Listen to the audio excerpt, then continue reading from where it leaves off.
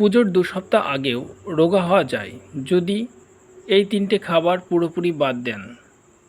নির্দিষ্ট সময়পর্ব ডায়েট ঠিকঠাক মেনে চললে রোগা হওয়া যায় খুব দ্রুত। দ্রুত রোগা হতে চাইলে খাওয়া দাওয়ায় কাটছাঁট করতে হবে যে সমস্ত খাবার। তো পুজোর আগে কয়েকটি খাবার জীবন থেকে বাদ দিলে খানিকটা হলেও কমবে ওজন।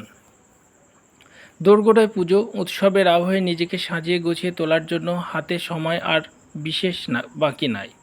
তবে রোগা হওয়ার বিশেষ একেবারে সময় সাপেক্ষ। উঠলো বায় তো ওজন কমায় এমন ভাবনার কোনো জায়গা নেই।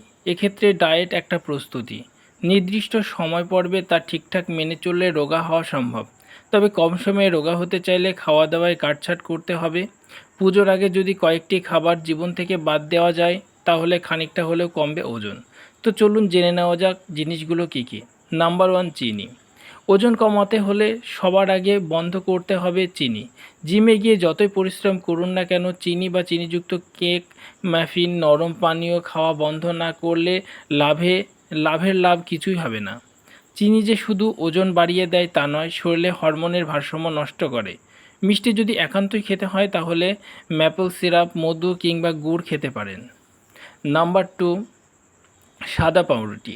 সকালের জলখাবারে অনেকের বাড়িতে পাউরুটির চল, কিন্তু রোগা হতে চাইলে প্রথমেই সাদা পাউরুটি খাওয়া বন্ধ করতে হবে। খেতে হবে পরিবর্তে ময়দা, ফাইবার, ভিটামিন, খনিজ পদার্থের পরিমাণ বেশি, কিন্তু যখনই বিভিন্ন প্রক্রিয়ার মাধ্যমে তা পাউরুটিতে পরিণত হয় এর সব স্বাস্থ্যগুণ নষ্ট হয়ে যায়।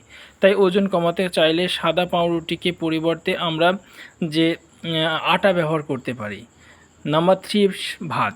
সাদা ভাতে শর্করার মাত্রা বেশি, এই স্টার্চের ওজন বাড়িয়ে দিতে পারে খুব সহজে। ওজন ঝরানোর সময় ভাত খাওয়া একেবারে ছেড়ে না দিলেও তার পরিমাণ নির্দিষ্ট নিয়ে সতর্ক করতে হবে, কিন্তু অধিকাংশ ক্ষেত্রে সেই পরিমাণ মেপে খাওয়া হয় না। শুধু ওজন নয়, রক্তে শর্করার মাত্রাও বাড়িয়ে দেয় এই সাদা ভাত।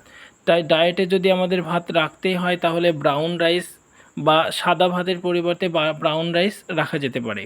তো উপরের বর্ণিত এই 3টি যদি নিয়ম বা এই 3টি বিষয় যদি আমরা মাথায় রেখে খাওয়া দাওয়া করি এবং খাবার পরিমাণ যদি কিছুটা কম করা যায় তাহলে খুব দ্রুতই, অর্থাৎ পুজোর আগে শরীরের বা দেহের অতিরিক্ত ওজন অনেকটাই কমে যাবে।